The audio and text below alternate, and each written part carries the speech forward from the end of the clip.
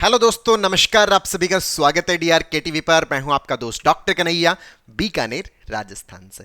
दोस्तों, बहुत सारे लोग हैं वो मुझसे पूछते हैं कि सर हम भिन्न भिन्न प्रकार के नशे करते हैं। जैसे कुछ लोग बताते हैं कि हम शराब का नशा कर रहे हैं, कुछ लोग बताते हैं कि हम अफीम का नशा कर रहे हैं, कुछ लोग बताते हैं कि हम मेडिकल नशा कर रहे हैं, कुछ लोग बताते हैं कि सर मैं जैसे स्मोकिंग बहुत ज़्यादा कर लेता हूँ, या जो भांग है, गांजा है, या भिन्न भिन्न प्रकार के जो नशे हैं, इस प्रकार के जो लोग हैं वो मुझसे मिलते हैं और मुझे बताते हैं कि सर मैं नशा छोड़ना चाहता हूं। बहुत सारे लोग पूछते भी हैं, लेकिन मैं नशा छोड़ नहीं पाता। तो मैं अगर नशा छोड़ना चाहता हूं तो उसका कोई आसान तरीका है क्या? तो दोस्तों, आज इस वीडियो के माध्यम से मैं आप लोगों के साथ में नशा छोड़ने का सबसे जो आसान तरीका है, सबसे जो बेस्ट तरीका, वो मैं आप लोगों के साथ में शेयर कर रहा हूं।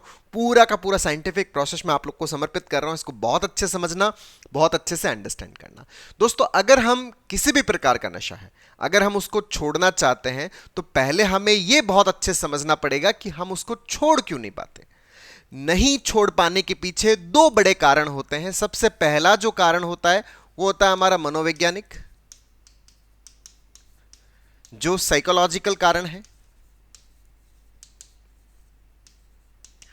और दूसरा जो कारण है वो कारण है मेडिकल कारण।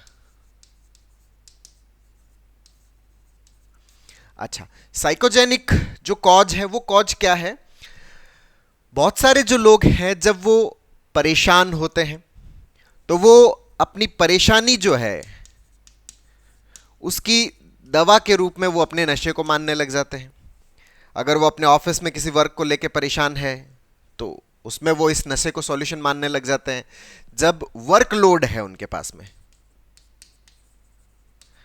तो वो इसे अपनी दवा मानने लगते हैं कि अच्छा भैया, अगर मुझे मेरे वर्कलोड को अच्छे से डील करना है, वर्कलोड को अच्छे से मैनेज करना है, तो भैया एक स्मोकिंग तो करना पड़ेगा, या फिर मुझे अपनी एफिशिएंसी बढ़ानी है तो मुझे अफीम का नशा तो करना पड़ेगा। वो ये मानने लग जाते हैं कि भैया मेरे वर्कलोड है, उस वर्कलोड को कम करने की दवा है, परेशानी है, उसको कम करने की मेरी दवा जो है वो नशे को मानने लग जाते हैं।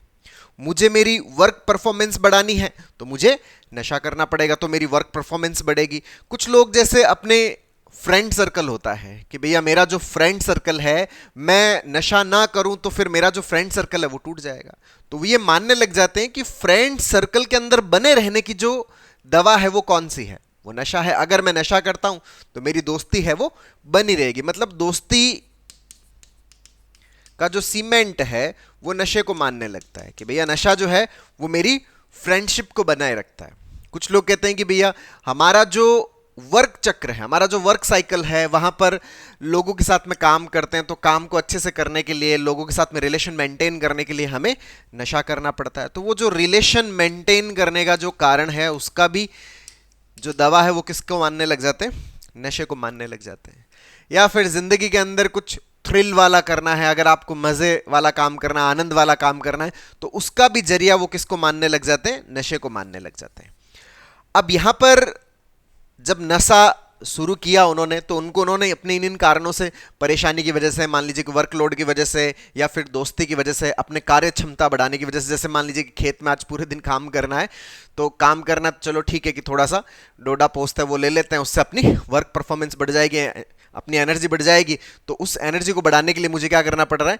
नशा करना पड़ रहा है। इस तरह के बहुत सारे जो कारण हैं कि परेशानी है, वर्कलोड है, दोस्ती है, रिलेशंस है, वर्क परफॉर्मेंस है, फोकस है, अपनी एफिशिएंसी बढ़ाने के, इन सब तौर तरीकों की जो दवा है वो मैं किसको मान लेता हूं? नशे को मान लेता हूं। और मुझे ये पता कहां से चल जाता है? मेरे आसपास वाला जो सर्कल है वो मुझे बता देता है। तो कभी मैं परेशान होता हूं तो इस दिशा में चलने लग जाता हूं। अब यहां जब मैं चलने लग जाता हूं तो नशा जो मैं करता हूं, अब नशे के साथ में प्रॉब्लम क्या है कि आप जितने भी नशे करते हो, मान लीजिए कि शुरुआत आपने 1 यूनिट से की। समस्या बड़ी कहां आती है? जब आप शुरुआत 1 यूनिट से करते हो, मान लीजिए कि थोड़ी सी अमाउंट से करते हो, और उस थोड़ी सी अमाउंट से आपको अच्छा लगा, उससे आपको अच्छा लगा।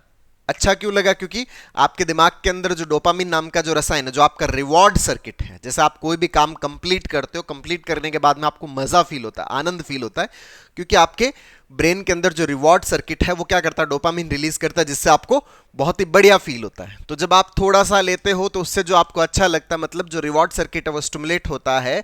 अब थोड़े समय बाद में जो थोड़ी यूनिट थी, जो 1 यूनिट है, अब वो अच्छा फील करवाना बंद कर देती है। अब उस मात्रा पर आपको उतना अच्छा फील नहीं होता जितना आपको पहले अच्छा फील हो रहा था।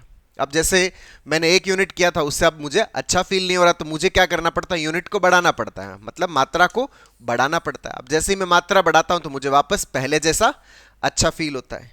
अच्छा, बढ़ी हुई मात्रा पर पहले जैसा इफेक्ट, कम मात्रा पर जो पहले इफेक्ट आ रहा था वो इफेक्ट नहीं आ रहा था। इस चीज को अपन बोलते हैं टॉलरेंस बोलते हैं। हमारे अंदर क्या बनती है, टॉलरेंस डेवलप होती जाती है। टॉलरेंस का मतलब क्या, अब 1 यूनिट पे अच्छा लग रहा था, अब वो 1 यूनिट पे अच्छा लगना बंद हो गया, मतलब थोड़ी सी मात्रा पे मजा आ रहा था, वो थोड़ी सी मात्रा पे मजा आना बंद हो गया। तो अब मुझे मात्रा को बढ़ाना पड़ा, तो मुझे मजा आया, मतलब मेरा जो रिवॉर्ड सर्किट है वो स्टिमुलेट हुआ। अब इस 2 यूनिट पे भी अच्छा लगना थोड़े समय में बंद हो गया, तो मुझे और यूनिट को बढ़ाना पड़ा, मुझे यहां पर 3 यूनिट करना पड़ा, फिर मुझे वापस अच्छा लगने लगा। धीरे धीरे ये यूनिट है वो बढ़ती चली जाती है। अच्छा, पहले एक बार करने के बाद में मुझे मान लीजिए कि 10-15 दिन तक बढ़िया रहता था, अब धीरे धीरे वो जो एक बार करने के बाद में 15 दिन तक बढ़िया रह रहा था, वो 7 दिनों तक ही बढ़िया रहने लग गया, फिर वो 3 दिनों तक बढ़िया रहने लग गया, फिर वो 1 दिन तक ही बढ़िया रहने लग गया, फिर वो चंद घंटों तक ही बढ़िया रहा, फिर वो थोड़ी देर बाद ही मुझे वापस रिपीट करना पड़ा। जैसे कई लोग बताते हैं कि सर मैं पहले साल में कोई ऐसे शराब का सेवन करता था, फिर 6 महीने में किया, फिर 3 महीने में किया, फिर 2 महीने में किया, फिर 1 महीने में, फिर सप्ताह में, फिर डेली करना शुरू कर दिया।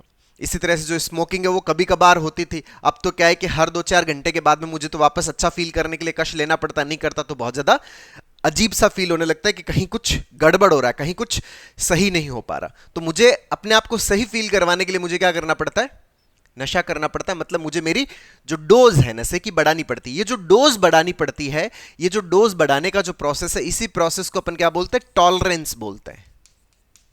ये जो टॉलरेंस है, वो टॉलरेंस जो है उसकी वजह से नशे की जो मात्रा है वो बढ़ती जाती है। अब नशा क्या है दोस्तों, नशा वास्तव में क्या, केमिकल ही है। अब ये केमिकल जब आपके शरीर में जाता है, जो आर्टिफिशियल तौर पर आपके जो बॉडी के अंदर जा रहा है, कृत्रिम तरीके से, प्राकृतिक तरीके से नहीं, जो ये केमिकल आपके शरीर के अंदर जो इकट्ठा हो रहा है, ये हमारे लिए क्या है, हार्मफुल है। ये हमारे ब्रेन के लिए हार्मफुल है, ये हमारी बॉडी के सारे ऑर्गन्स के लिए हार्मफुल है। इससे इनिशियली हमें लगता है कि हमारी वर्क परफॉर्मेंस बढ़ रही है, हमारे रिश्ते बढ़ रहे हैं, हमारी दोस्तियां बढ़ रही है, मैं क्या है कि वर्क को मैनेज कर पा रहा हूं, वर्कलोड को मैनेज कर पा रहा हूं। इनिशियली हमें ऐसा लगता है, लेकिन ये लगना बहुत ज्यादा दिन तक नहीं रह पाता, फिर तो वापस से नशे की जो डोज है उसके जुगाड़ में ही पूरा दिन निकल जाता है। जैसे जो लोग चिट्टे का नशा करते हैं, या जो स्मैक का नशा करते हैं, हीरोइन का नशा करते हैं, या अफीम का नशा करते हैं, शराब का नशा करते हैं, वो लोग बताते हैं कि सर हम तो पूरे दिन क्या है कि इसी के ही जुगाड़ में ही लगे रहते हैं। भैया आज का हो गया, अब कल का जुगाड़ कैसे हो, पूरे दिन उसी में ही लगे रहते हैं, और उसके चक्कर में उनकी जो फैमिली ड्यूटीज है वो खत्म हो जाती है। वो अपने फैमिली के लिए अवेलेबल नहीं है, वो अपने समाज के लिए अवेलेबल नहीं है, वो अपने वर्क के लिए अवेलेबल नहीं है।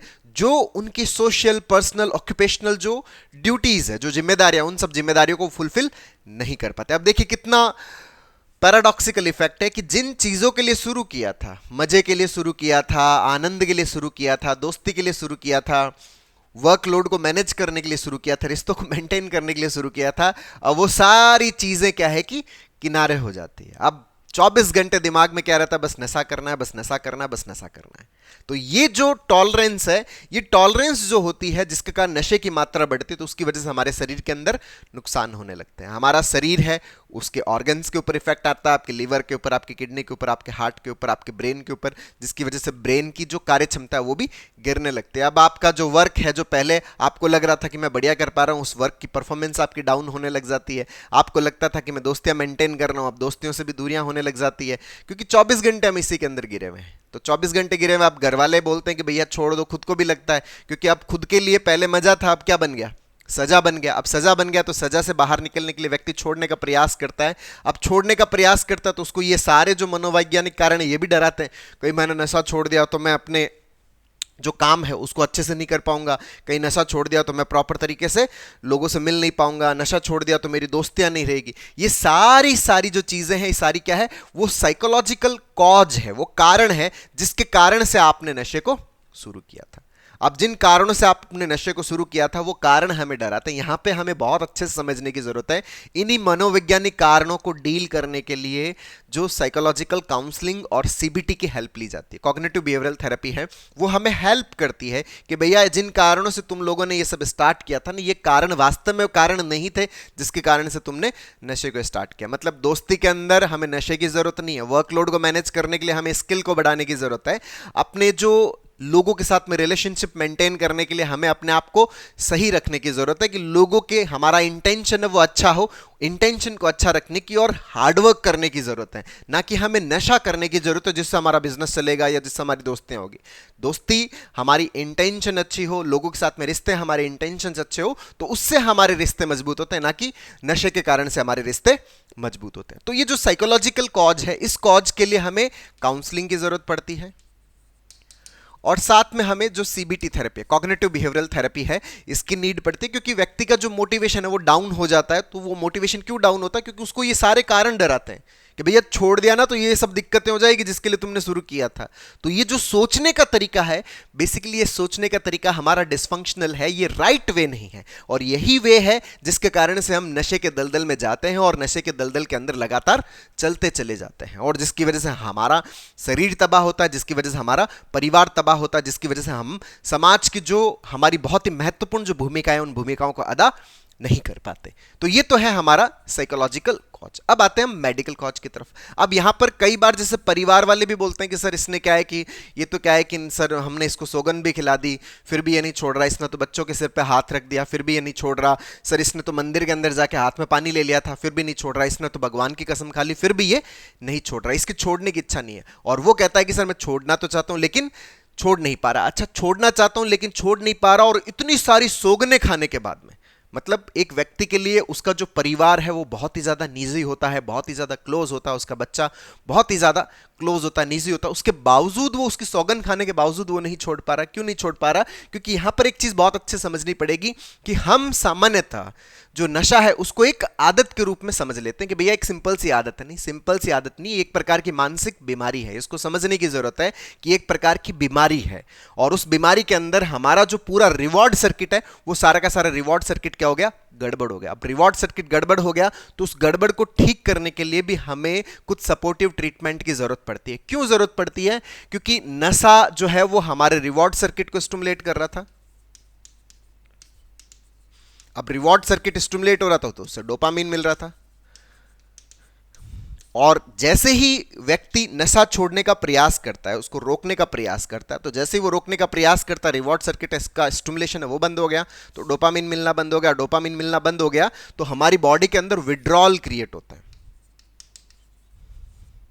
और ये जो विड्रॉल है, विड्रॉल का मतलब जब नशा बंद करता है तो व्यक्ति को क्या होती? पीड़ा होती है, पीड़ा होती है, तड़प होती है, उसको घबराहट होती है, बेचैनी होती है, उसकी एंजाइटी बढ़ जाती है, डिप्रेशन कई बार बढ़ जाता है, मन में उदासी कई बार बढ़ जाती है। तो ये जो चीजें बढ़ती है उसकी, जो उसको तकलीफ होती है, उसके सिम्टम्स में जो बढ़ोतरी महसूस होती है उसको, ये जो बढ़ोतरी है, ये बढ़ोतरी उसको बहुत ज्यादा तकलीफ देती है, उसको बहुत ज्यादा पीड़ा देती है। नींद की डिस्टर्बेंस हो रहा है, उसकी वजह से क्या है कि वो पूरे दिन एकदम हाथ पांव में कंपन सा हो रहा है, या फिर उसकी वजह से वो क्या है कि चल नहीं पा रहा, उसको भूख नहीं लग रही, लोगों से बातचीत नहीं कर पा रहा, छोटी छोटी बातों में चिड़चिड़ा हो रहा है, बहुत ज्यादा इरिटेशन हो रहा है। ये जो तकलीफ उसको होती है, जो पीड़ा होती है, डिप्रेशन के जो सिम्टम्स उसको फील होते हैं, या एंजाइटी के सिम्टम्स जो उसको फील होते हैं, पैनिक के सिम्टम्स जो उसको फील होते हैं, वो जो सिम्टम्स फील होते हैं ना, वो सिम्टम्स का फील होना उसको बहुत ज्यादा पेन देता है, तड़प देता है, और वो जो तड़प है, उस तड़प के चक्कर में वो वापस क्या करता है? नशा कर लेता है। अब यहां से उसका मन एक और ये हो जाता है कि भैया छोड़ नहीं पाऊंगा, तो वो इस चीज को धीरे धीरे क्या है कि परमानेंट एनालिसिस की तरफ ले जाता है। भैया मैं तो नहीं निकल पाऊंगा। इसी परमानेंट एनालिसिस को ब्रेक करने के लिए हमें किसकी जरूरत पड़ती है? सीबीटी की जरूरत पड़ती है, काउंसलिंग की जरूरत पड़ती है, जो हमारा बिलीफ सिस्टम सेट हो रखा है। अब यहां इस चीज को बहुत अच्छे समझने की जरूरत है कि जो हमारे अंदर एक डोपामिन जो क्राइसिस डेवलप हुआ, इसको मैनेज करने के लिए ही हमें मेडिकल ट्रीटमेंट की जरूरत पड़ती है। हमारे आसपास जो डॉक्टर होते हैं, जो साइकेट्रिस्ट होते हैं, वो हमें इस बारे में हेल्प करते हैं, इसके अंदर इससे बाहर निकलने में हमें बहुत अच्छे से मदद करते हैं। उस मदद के अंदर क्या होता है कि मेडिकली ट्रीटमेंट प्लान किया जाता है। किस तरह से ट्रीटमेंट प्लान किया जाता है? दोस्तों यूं समझिए कि आप छत से नीचे कूद रहे हैं।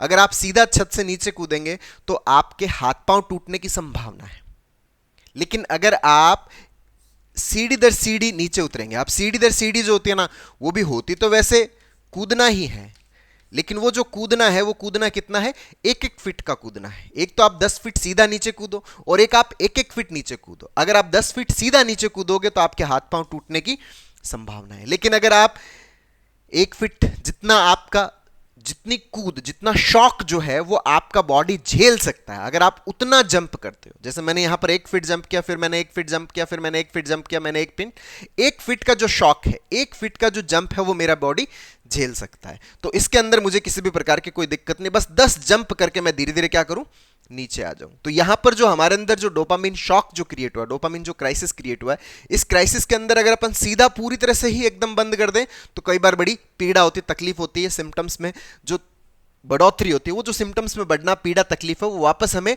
प्रेरित कर देता है नशा करने के लिए और हम वापस उस नशे के लूप के अंदर चले जाते हैं। तो वहां हमें मेडिकल ट्रीटमेंट की जरूरत पड़ती है, जो हमारे विड्रॉल जो सिम्टम्स आते हैं उन सिम्टम्स को मैनेज करने में हमें हेल्प करवाता है और धीरे धीरे हमें ये जो डोपामिन जो शॉक क्रिएट हुआ है हमारे अंदर, इस शॉक को मैनेज करने के अंदर हमें धीरे धीरे धीरे हमें इससे फ्री करवाता है। अब मेडिकल ट्रीटमेंट को भी धीरे धीरे कम करते, जितना विड्रॉल हमारा बॉडी झेल सकता है, जितना विड्रॉल बॉडी हमारा सहन कर सकता है, हमारा ब्रेन सहन कर सकता है, उसके अकॉर्डिंग धीरे धीरे धीरे इसको क्या किया जाता है, कम किया जाता है। कम करने के बाद में इसको बंद किया जाता है, वो भी पूरा जो साइकेट्रिस्ट है उनकी देखरेख के अंदर ये सारा का सारा कार्य किया जाता है। तो यहां पर इस चीज को बहुत अच्छे समझ लेने की जरूरत है कि मुझे मेडिकल ट्रीटमेंट की जरूरत क्यों पड़ती है, क्योंकि जो डोपामिन क्राइसिस है जिसकी वजह से विड्रॉल क्रिएट हो रहा है, भैया नींद की दिक्कत पैदा हो रही है, घबराहट बढ़ रही है, बेचैनी हो रही है, भूख नहीं लग रही, हाथों पांव में कंपन हो रहा है, मैं चल नहीं पा रहा, मैं अच्छे से अपने जो काम है उसको नहीं कर पा रहा, तो ये जो विड्रॉल्स होते हैं, ये विड्रॉल्स की जो पीड़ा है, तड़प को कम कर देवें, तो वो जो उसके मन में ये जो प्रेरणा पैदा हो रही थी कि भैया ये जो पीड़ा है, इस पीड़ा से बाहर निकलने के लिए मुझे नशा करना पड़ेगा, तो फिर वो प्रेरणा है वो धीरे धीरे कम होने लग जाती, खत्म होने लग जाती, उसका भरोसा बनने लग जाता है कि भैया इसके बगैर भी रहा जा सकता है, नशे के बगैर भी रह सकते हैं। तो ये जो उसके अंदर भरोसा बनता है, ये जो फेथ बनता है कि नशे के बगैर भी रहा जा सकता है और ट्रीटमेंट के ऊपर उसका भरोसा बनता है, तो उसका कॉन्फिडेंस बूस्ट होता है, उसका सेल्फ एस्टीम बढ़ता है, और जब कॉन्फिडेंस बढ़ता है, सेल्फ एस्टीम बढ़ता है, तो वो और ज्यादा मोटिवेटेड तरीके से क्या करता है, नशे को छोड़ने की दिशा में और अच्छे से बेहतर तरीके से काम करता है। अच्छा, ये काम क्यों करता है? देखिए, शुरुआत में तो मजा था, लेकिन धीरे धीरे वो सजा बन जाती है। मतलब जो व्यक्ति 2-4 साल 5 साल जो बिता देता है ना इसके अंदर, वो इससे बाहर निकलना चाहता है, वो इसके अंदर रहना नहीं चाहता, लेकिन उसको एक जरिया नहीं मिल पाता, एक रास्ता नहीं मिल पाता, एक सही तरीके से सलाह नहीं मिल पाती, जिसकी वजह से वो उसको छोड़ नहीं पाता। तो यहां पर इस चीज को बहुत अच्छे समझने की जरूरत है कि हम इसे एक बीमारी काउंट करें और साथ में इसका एक प्रॉपर जो ट्रीटमेंट होता है उस ट्रीटमेंट को प्रॉपर तरीके से फॉलो करें। अगर हम प्रॉपर ट्रीटमेंट को फॉलो करते हैं तो हम हर प्रकार का नशा, चाहे वो शराब का हो, चाहे वो किसी भी प्रकार के ओपियम का हो, चिट्टे का हो, चाहे वो स्मैक का हो, अफीम का हो, डोडे का हो, चाहे वो स्मोकिंग हो, चाहे वो गांजा हो, किसी भी प्रकार का जो नशा है, चाहे वो एमडी का हो, उन सब नशों को पूरी तरह से छोड़ा जा सकता है। लेकिन उसके लिए हमें प्रॉपर जो मेडिकल ट्रीटमेंट है, जो हम विशेषज्ञ की जो सलाह के साथ में जो हम फॉलो करते हैं, उससे हम पूरी तरह से इसको क्या कर सकते हैं, खत्म कर सकते हैं, हटा सकते हैं। तो दोस्तों, उम्मीद करता हूं आपको ये वीडियो पसंद आएगा। नीचे कमेंट बॉक्स में लिखकर जरूर बताइएगा, और अब तक यदि आपने मेरे यूट्यूब चैनल डीआरके टीवी को सब्सक्राइब नहीं किया तो प्लीज उसे सब्सक्राइब करें, ताकि मेरे नए वीडियो का नोटिफिकेशन आप तक सबसे पहले पहुंचे। दोस्तों, हम लोगों ने जो एंजाइटी है, जो पैनिक है, जो ओवर थिंकिंग है, जो नेगेटिव थिंकिंग है, जो डिप्रेशन है, इन सब चीजों को हम कैसे पूरी तरह से खत्म कर सकते हैं, इसके ऊपर एक स्टेप बाय स्टेप लर्निंग का एक सीबीटी का पूरा वर्कशॉप लॉन्च किया है, जिसका लिंक नीचे डिस्क्रिप्शन में, जिसको आप सीख करके अपने अंदर इंस्टॉल करके अपनी साइकोलॉजिकल प्रॉब्लम्स को पूरी तरह से खत्म करने में बहुत अच्छे से मदद ले सकते हैं। बहुत बहुत धन्यवाद दोस्तों। जय हिंद, जय